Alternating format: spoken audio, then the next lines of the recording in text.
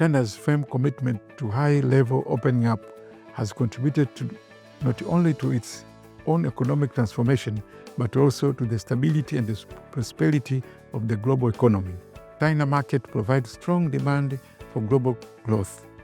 As the world's second largest economy, China's enormous consumer market offers huge opportunity for global goods, services, and technologies, particularly in the high-end manufacturing, green energy, and smart technology.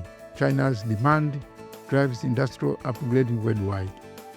Gracias a la China abierta, que crece y se abre cada vez más, el mundo ha podido recibir esos beneficios. Todos los socios económicos de China, gracias a eso, pueden venderle más cosas a China, pueden acceder a más productos de calidad, sobre todo tecnológicos de China, y eso ha sido un ciclo, ha sido como la columna vertebral del crecimiento en un montón de lugares. Latinoamérica es un ejemplo.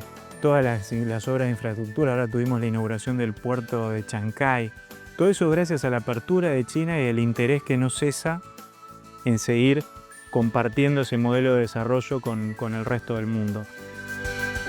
I think that's where China can play a strong role in the global role, is the energy transition to smart energies, where China has the scale and the capital to really make breakthroughs. And as we see, China is open to working with other countries, both in the developed world and in the developing world. China is able to link those two, and therefore is in that sense a partner for both developing countries and for developed nations.